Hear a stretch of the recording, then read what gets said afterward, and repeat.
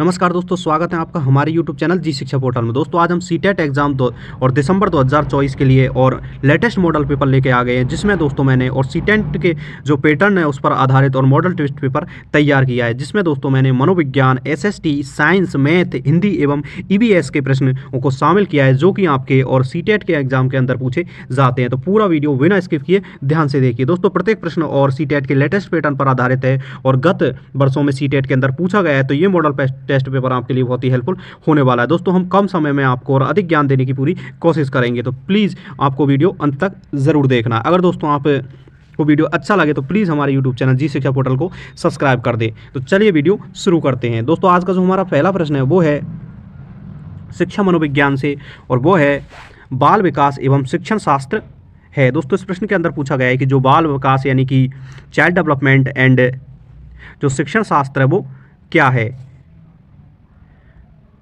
तो दोस्तों इसका जो राइट आंसर होने वाला है वो होने वाला है और विकल्प सी, यानी बच्चों की रुचि और प्रेरणा। दोस्तों बाल विकास एवं शिक्षण के अंदर हम और बच्चों की रुचि एवं प्रेरणा के बारे में अध्ययन करते हैं, तो विकल्प सी इसका राइट आंसर हो जाएगा। तो चलिए बढ़ते हैं अगले प्रश्न की ओर। दोस्तों जो आज का हमारा अगला प्रश्न है वो है वाइगोत्स्की के अनुसार बच्चे का विकास किसके द्वारा सबसे अधिक प्रभावित होता है। तो दोस्तों इसका जो राइट आंसर होने वाला है वो होने वाला है विकल्प ए, सामाजिक संपर्क। दोस्तों सामाजिक संपर्क के से और बच्चे का सर्वाधिक जो विकास है वो प्रभावित होता है। जो वाइगोत्स्की थे उनके द्वारा और सिद्धांत दिया गया था, जिसमें सबसे ज़्यादा और बल और सामाजिक जो परिप्रेक्ष्य बालक का उसको दिया गया है, यानी कि उसके विकास में सबसे महत्वपूर्ण भूमिका और सामाजिक परिवेश की होती है, ये वाइगोत्स्की द्वारा बताया गया है। तो विकल्प ए इसका राइट आंसर हो जाएगा। तो चलिए बढ़ते हैं अगले प्रश्न की ओर। दोस्तों जो आज का हमारा अगला प्रश्न है वो है अधिगम के स्तर के सिद्धांत के प्रवर्तक कौन है, यानी कि जो अधिगम का और स्तर सिद्धांत है वो किसके द्वारा दिया गया है। दोस्तों इसका जो राइट आंसर होने वाला है वो होने वाला है विकल्प डी, ब्लूम। दोस्तों ब्लूम के द्वारा अधिगम स्तर का सिद्धांत दिया गया है। तो चलिए बढ़ते हैं अगले प्रश्न की ओर। दोस्तों जो आज का हमारा अगला प्रश्न है वो है पियाजे के संज्ञानात्मक विकास के अनुसार संवेदन प्रेरक अवस्था की आयु सीमा क्या है, यानी दोस्तों जीन पियाजे थे उनके द्वारा संज्ञानात्मक विकास का सिद्धांत दिया गया था। उनके अनुसार जो संवेदन प्रेरणा की अवस्था होती है, उन्होंने 4 अवस्थाएं दी थी, उनमें से कौन सी है। तो दोस्तों इसका जो राइट आंसर होने वाला है वो होने वाला है विकल्प ए, और 0 से 2 वर्ष, यानी कि बालक जब जन्म लेता है उससे लेकर उसके 2 वर्ष तक की आयु की जो अवस्था है दोस्तों, और उस अवस्था को और संवेदन प्रेरणक अवस्था कहा जाता है। तो विकल्प ए इसका राइट आंसर हो जाएगा। तो चलिए बढ़ते हैं अगले प्रश्न की ओर। दोस्तों आज का हमारा अगला और 5वें नंबर का प्रश्न है वो है बच्चों की रचनात्मकता को बढ़ाने के लिए शिक्षक को क्या करना चाहिए। तो दोस्तों इसका जो राइट आंसर होने वाला है दोस्तों वो होने वाला है और विकल्प बी, यानी कि दोस्तों बच्चों को और स्वतंत्र रूप से सोचने का अवसर देना चाहिए। दोस्तों अगर बच्चों को स्वतंत्र रूप से सोचने का अवसर दिया जाएगा तो उनमें और जो क्रिएटिविटी है, जो संरचनात्मकता है, उसको बढ़ावा मिलेगा, जिससे वे दोस्तों खुद अपने दिमाग के से सोच पाएंगे और एक नए नए कार्यों और नए नए तरीकों की खोज कर पाएंगे। तो विकल्प बी इसका राइट आंसर हो जाएगा। तो चलिए बढ़ते हैं अगले प्रश्न की ओर। दोस्तों जो आज का हमारा अगला प्रश्न है वो आता है आपका हिंदी से। दोस्तों मैंने इस और वीडियो के अंदर प्रत्येक उस सब्जेक्ट को शामिल किया है जिससे आपकी और सीटेट एग्जाम के अंदर प्रश्न आते हैं, तो आपको पूरा वीडियो बिना स्किप किए ध्यान से देखना है। दोस्तों अब हिंदी के प्रश्नों की बात करें तो आज का हमारा हिंदी का पहला प्रश्न है वो है दोस्तों रामायण किसके द्वारा लिखी गई है। तो दोस्तों इसका जो राइट आंसर होने वाला है दोस्तों वो होने वाला है विकल्प बी, वाल्मीकि। दोस्तों जो हमारी मूल रामायण है वो वाल्मीकि द्वारा लिखी गई है, तो विकल्प बी इसका राइट आंसर हो जाएगा। दोस्तों हमारे देश के अंदर और 2 महाकाव्य जिन्हें एपिक भी कहा जाता है, यानी रामायण और महाभारत, उनमें से ही जो रामायण है उसकी रचना और वाल्मीकि द्वारा की गई है, वहीं दोस्तों जो महाभारत महाकाव्य उसकी रचना और महर्षि वेदव्यास द्वारा की गई है। अगर दोस्तों हम रामायण रामचरित्र मानस की बात करें तो दोस्तों इसकी रचना और तुलसीदास जी के द्वारा की गई है। तो इस प्रश्न का उत्तर विकल्प बी होगा। तो चलिए बढ़ते हैं अगले प्रश्न की ओर। दोस्तों जो आज का हमारा अगला प्रश्न है वो है निम्नलिखित में से कौन सा शब्द और संधि विच्छेद के अनुसार सही है। तो दोस्तों हमें प्रकाश शब्द है दोस्तों उसका संधि विच्छेद बताना है। तो दोस्तों इसका जो राइट आंसर होने वाला है दोस्तों वो होने वाला है और विकल्प बी, प्रे प्लस काश। दोस्तों प्रे प्लस काश है वो हमें और प्रकाश शब्द का संधि विच्छेद देखने को मिलता है, तो विकल्प ए इसका राइट आंसर हो जाएगा। दोस्तों जब इनको जोड़ा जाता है तो जो शय है वो शय में परिवर्तित हो जाता है, तो विकल्प ए इसका राइट आंसर होगा। तो चलिए बढ़ते हैं अगले प्रश्न की ओर। दोस्तों जो आज का हमारा अगला प्रश्न है वो है घृणा शब्द का पर्यायवाची क्या है? तो दोस्तों इसका जो राइट आंसर होने वाला है दोस्तों वो होने वाला है विकल्प बी डहना। दोस्तों जो गिरना शब्द होता है उसका जो पर्यायवाची होता है वो डहना होता है। दोस्तों आप इस और प्रश्न के साथ में और इसका विलोम के साथ कंफ्यूज हो सकते हैं, जिसमें आप बता सकते हैं जो गिरना शब्द है उसका जो विलोम होता है दोस्तों वो होता है उठना। लेकिन इस प्रश्न के अंदर आपसे और पर्यायवाची पूछा गया है, तो इसका विकल्प बी इसका राइट आंसर हो जाएगा। तो चलिए बढ़ते हैं अगले प्रश्न की ओर। दोस्तों जो आज का हमारा अगला प्रश्न है वो है अभ्यास शब्द का विलोम क्या होगा? तो दोस्तों इसका जो राइट आंसर होने वाला है वो होने वाला है विकल्प बी आलस्य। दोस्तों अभ्यास शब्द का जो विलोम शब्द होता है वो होता है आलस्य, तो विकल्प बी इसका राइट आंसर हो जाएगा। तो चलिए बढ़ते हैं अगले प्रश्न की ओर। दोस्तों जो आज का हमारा अगला प्रश्न है वो है किसी वाक्य में अलंकार का प्रयोग हुआ है। दोस्तों इस प्रश्न के अंदर जो वाक्य दिए गए हैं उसमें हमें और ये बताना है कि किस वाक्य के अंदर अलंकार शब्द का प्रयोग हुआ है। तो दोस्तों इसका जो राइट आंसर होने वाला है दोस्तों वो होने वाला है विकल्प बी चंद्रमा हंस रहा है। दोस्तों इसमें और चंद्रमा की जो खिलने की यानी चंद्रमा के और उजाला देने की उसकी जो तुलना है वो चंद्रमा के हंसने के समान की गई है, तो विकल्प बी इसका राइट आंसर हो जाएगा। दोस्तों जो अलंकार शब्द होते हैं वो किसी शब्द की शोभा बढ़ाने के लिए प्रयोग में लिए जाने वाले शब्द है, जिन्हें हम एक आभूषण से और पर्यायवाची समझ सकते हैं। यानी कि दोस्तों जिस प्रकार आभूषणों का प्रयोग और शोभा बढ़ाने के लिए और किया जाता है उसी प्रकार से और दोस्तों काव्यों के अंदर और कहानियों के अंदर अलंकारों का प्रयोग और शब्दों की शोभा बढ़ाने के लिए किया जाता है, तो विकल्प बी इसका राइट आंसर हो जाएगा। तो चलिए बढ़ते हैं अगले प्रश्न की ओर। दोस्तों अब हम बात करने वाले हैं और गणित के प्रश्नों की। तो दोस्तों गणित के प्रश्न हम सबसे पहले बात करें तो जो आज का हमारा गणित का पहला प्रश्न है दोस्तों वो है किसी संख्या का और 25% 45 है तो संख्या का क्या होगी। दोस्तों इस प्रश्न के अंदर पूछा गया है कि आपको किसी संख्या का और 25% दोस्तों वो बराबर दे रखे हैं आपके 45 के, तो उसका जो 100% है यानी कि जो मूल संख्या वो कितनी होगी। यानी दोस्तों अगर 25% की बात करें 25%, इसका मतलब होता है 1/4 यानी कि किसी भी संख्या का और चौथा हिस्सा आपको 25% कहलाता है। तो अगर दोस्तों हम उस मूल संख्या की बात करें तो दोस्तों वो मूल संख्या हो जाएगी, यानी इसे मल्टीप्लाई कर देंगे दोस्तों हम, यानी कि 4 × 45।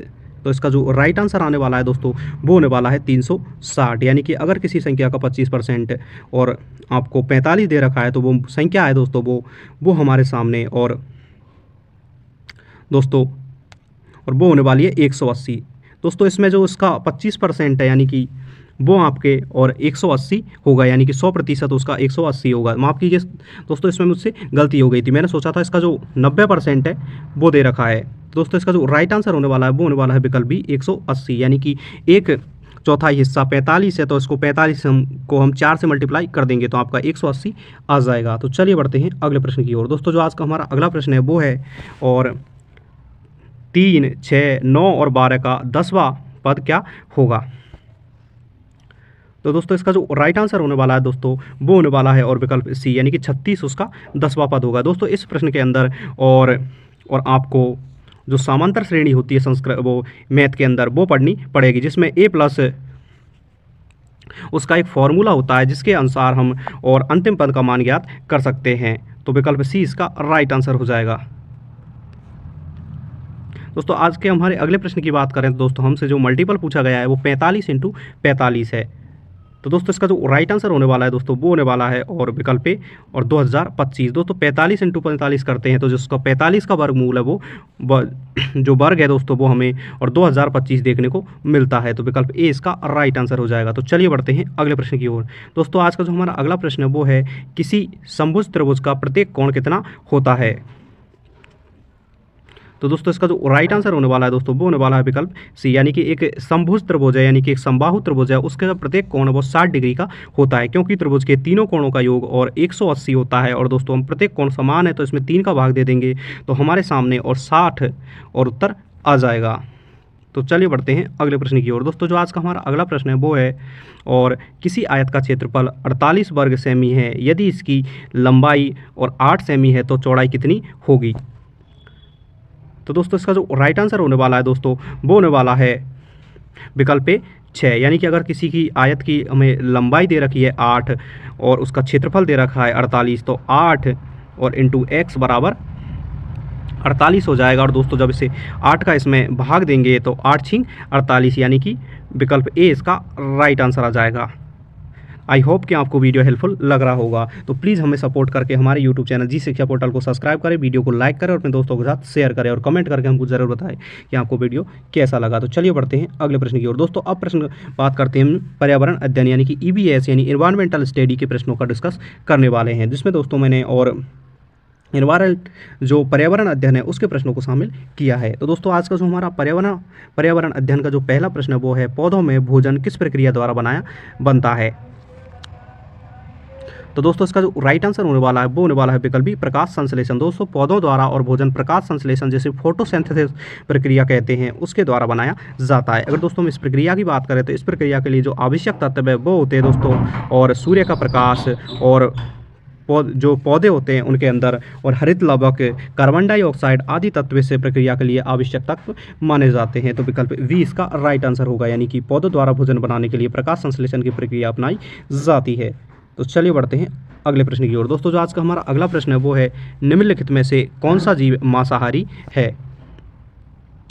तो दोस्तों इसका जो राइट आंसर होने वाला है दोस्तों वो होने वाला है विकल्प सी शेर। दोस्तों शेर है वो मांसाहारी होता है, जबकि गाय, हिरण और गधा ये तीनों ही शाकाहारी होते हैं। तो चलिए बढ़ते हैं अगले प्रश्न की ओर। दोस्तों जो आज का हमारा अगला प्रश्न है वो है किसे पृथ्वी का फेफड़ा कहा जाता है। तो दोस्तों इसका जो राइट आंसर होने वाला है दोस्तों वो होने वाला है विकल्प ए वनों। दोस्तों वनों को पृथ्वी के फेफड़े कहा जाता है। वहीं अगर दोस्तों हम क्योंकि वनों से दोस्तों हमें और ऑक्सीजन प्राप्त होता है इसलिए वनों को पृथ्वी का फेफड़ा कहा जाता है। जबकि दोस्तों अगर हमारी पृथ्वी की बात करें तो जो अमेजॉन वर्षा वन है जो कि दक्षिण अमेरिका के अंदर हमें देखने को मिलते हैं उन्हें पृथ्वी का फेफड़ा कहा जाता है, क्योंकि दोस्तों कुल ओवरऑल ऑक्सीजन का लगभग 38% और उनके द्वारा ही और उत्सर्जित किया जाता है। तो विकल्प ए इसका राइट आंसर हो जाएगा। तो चलिए बढ़ते हैं अगले प्रश्न की ओर। दोस्तों जो आज का हमारा अगला प्रश्न वो है जल का कठोर रूप क्या कहलाता है। तो दोस्तों इसका जो राइट आंसर होने वाला है वो होने वाला है विकल्प बी बर्फ। दोस्तों जो जल का कठोर रूप होता है वो बर्फ होता है। अगर दोस्तों हम जल की बात करें तो इसका जो रासायनिक सूत्र है दोस्तों वो H2O होता है, जिसमें 2 हाइड्रोजन के अणु और 1 ऑक्सीजन का अणु होता है। तो विकल्प बी इसका राइट आंसर हो जाएगा। तो चलिए बढ़ते हैं अगले प्रश्न की ओर। दोस्तों जो आज का हमारा अगला प्रश्न है वो है भारत की में सबसे लंबी नदी कौन सी है।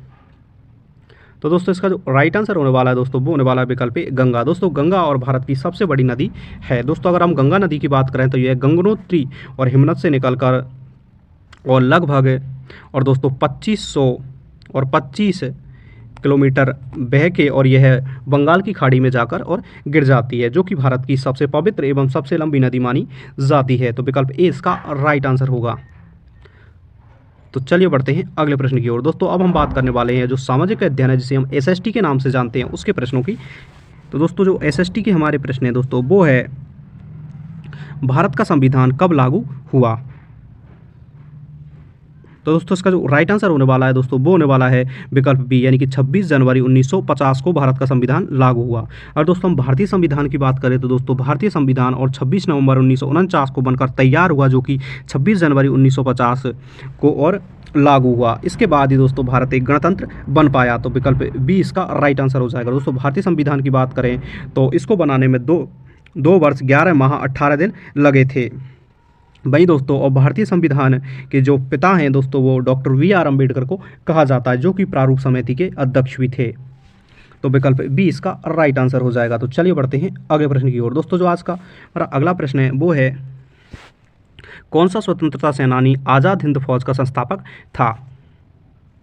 तो दोस्तों इसका जो राइट आंसर होने वाला है वो होने वाला है विकल्प सी, यानी कि सुभाष चंद्र बोस दोस्तों और आज़ाद हिंद फौज के संस्थापक थे। दोस्तों इनके द्वारा ही और दोस्तों भारत से बाहर रहकर और लगभग 1942-43 के अंदर और आज़ाद हिंद फौज का गठन किया गया था। तो विकल्प सी इसका राइट आंसर हो जाएगा। दोस्तों सुभाष चंद्र बोस को ही हम नेताजी के नाम से भी जानते हैं। दोस्तों अगर आपको वीडियो पसंद आ रहा है और मेरे द्वारा बताए गए फैक्ट आपको हेल्पफुल लग रहे हैं तो प्लीज़ हमें सपोर्ट करें और हमारे यूट्यूब चैनल जी शिक्षा पोर्टल को सब्सक्राइब करें। मैं आपको विश्वास दिलाता हूँ कि चैनल द्वारा आपको कभी भी निराश नहीं किया जाएगा। तो चलिए बढ़ते हैं अगले प्रश्न की ओर। दोस्तों जो आज का हमारा अगला प्रश्न है वो है जय जवान जय किसान का नारा किसने दिया था। तो दोस्तों इसका जो राइट आंसर होने वाला है दोस्तों वो होने वाला है विकल्प ए और जवाहरलाल। दोस्तों इसका जो राइट आंसर होने वाला है दोस्तों वो होने वाला है विकल्प बी लाल बहादुर शास्त्री। दोस्तों लाल बहादुर शास्त्री के द्वारा और जय जवान जय किसान का नारा दिया गया था। तो विकल्प बी इसका राइट आंसर हो जाएगा। और दोस्तों हम अन्य नारों की बात करें तो जय जवान जय किसान और जय विज्ञान का नारा और दोस्तों और अटल बिहारी वाजपेयी द्वारा दिया गया था। और वहीं दोस्तों अगर महात्मा गांधी की बात करें तो महात्मा गांधी ने करो या मरो का नारा दिया था, जबकि जवाहरलाल नेहरू ने कहा था आराम हराम है। तो विकल्प बी इसका राइट आंसर हो जाएगा। आई होप कि आपको वीडियो हेल्पफुल लग रहा होगा। तो चलिए बढ़ते हैं अगले प्रश्न की ओर। दोस्तों जो आज का हमारा अगला प्रश्न है वो है भारतीय संसद के 2 सदन हैं, निचले सदन का नाम क्या है? तो दोस्तों इसका जो राइट आंसर होने वाला है दोस्तों वो होने वाला है विकल्प बी, यानी कि लोकसभा को और भारतीय संसद है उसका निचला सदन कहा जाता है, जबकि राज्यसभा को और उसका और उचला यानी उच्च सदन कहा जाता है। अगर दोस्तों हम भारतीय संसद की बात करें तो दोस्तों भारतीय संसद में लगभग 552 सीटें हमें लोकसभा के अंदर देखने को मिलती है भाई दोस्तों, 250 सीटें हमें और राज्यसभा के अंदर देखने को मिलती है। तो विकल्प बी इसका राइट आंसर हो जाएगा। दोस्तों इस संसद शब्द का उल्लेख हमें और आर्टिकल और 79, 80 और 81 के अंदर देखने को मिलता है। तो चलिए बढ़ते हैं अगले प्रश्न की ओर। दोस्तों जो आज का हमारा अगला प्रश्न है वो है कौन सा राज्य सबसे बड़ा क्षेत्रफल वाला राज्य है? तो दोस्तों इसका जो राइट आंसर होने वाला है वो होने वाला है विकल्प बी राजस्थान। दोस्तों राजस्थान क्षेत्रफल के हिसाब से और भारत का सबसे बड़ा राज्य है, जो कि भारत की कुल भूमि का 10.41% कवर करता है। वहीं अगर इससे राजस्थान के क्षेत्रफल की बात करें तो 3,42,239 वर्ग किलोमीटर हमें और राजस्थान का क्षेत्रफल देखने को मिलता है। अगर दोस्तों हम जनसंख्या की बात करें तो जनसंख्या के मामले में और उत्तर प्रदेश और सबसे बड़ा भारत का राज्य है। तो विकल्प बी इसका राइट आंसर हो जाएगा। अब दोस्तों बात करते हैं हम और विज्ञान के प्रश्नों की। दोस्तों मैंने इस वीडियो के अंदर हर उस सब्जेक्ट को उठाया है जिससे आपके एग्जाम्स के अंदर प्रश्न पूछे जाने, तो आपको पूरा वीडियो अंत तक जरूर देखना है। दोस्तों आज का जो हमारा विज्ञान का प्रश्न है वो है और शरीर में रक्त शुद्धिकरण किस अंग द्वारा होता है? तो दोस्तों इसका जो राइट आंसर होने वाला है दोस्तों वो होने वाला है विकल्प सी गुर्दा। दोस्तों जो गुर्दे होते हैं जिन्हें हम किडनी के नाम से भी जानते हैं, उनके द्वारा हमारे शरीर के अंदर रक्त का और शुद्धिकरण किया जाता है। अगर दोस्तों हम इसे किडनी की बात करें तो जो अपोहन की प्रक्रिया है जिसे डायलिसिस कहा जाता है, उस प्रक्रिया द्वारा और रक्त का शुद्धिकरण हमें हमारी किडनी द्वारा किया जाता है। तो चलिए बढ़ते हैं अगले प्रश्न की ओर। दोस्तों जो आज का हमारा अगला प्रश्न है वो है सूर्य का प्रकाश पृथ्वी तक पहुंचने में कितना समय लेता है? तो दोस्तों इसका जो राइट आंसर होने वाला है वो होने वाला है विकल्प ए लगभग 8 मिनट। दोस्तों 8 मिनट और कुछ सेकंड और हमारे पृथ्वी तक और सूर्य का प्रकाश पहुंचने में लगाता है। तो विकल्प ए इसका राइट आंसर हो जाएगा। और दोस्तों हम पृथ्वी की बात करें तो इसे नीले ग्रह के नाम से भी जाना जाता है, जो कि और सबसे और सूर्य से दूरी के हिसाब से दोस्तों तीसरे नंबर पर हमारा ग्रह आता है। सौरमंडल में कुल 8 ग्रह हैं, जिनमें से और सबसे बड़ा ग्रह बृहस्पति ग्रह है और सबसे छोटा ग्रह हमें और बुध ग्रह देखने को मिलता है, जबकि 2006 के अंदर यम ग्रह को यानी कि प्लेटो को और ग्रहों की सूची से हटा दिया गया था। आई होप कि आपको और मेरे द्वारा दी गई जानकारी अच्छी लग रही होगी। तो चलिए बढ़ते हैं अगले प्रश्न की ओर। दोस्तों जो आज का हमारा अगला प्रश्न है वो है सबसे हल्का तत्व कौन सा है? तो दोस्तों इसका जो राइट आंसर होने वाला है दोस्तों वो होने वाला है विकल्प सी हाइड्रोजन। दोस्तों हाइड्रोजन सबसे हल्का तत्व माना जाता है, जबकि दोस्तों सबसे हल्की जो गैस है दोस्तों वो हीलियम गैस है, यानी कि सबसे हल्का तत्व हाइड्रोजन और सबसे हल्की गैस हीलियम है।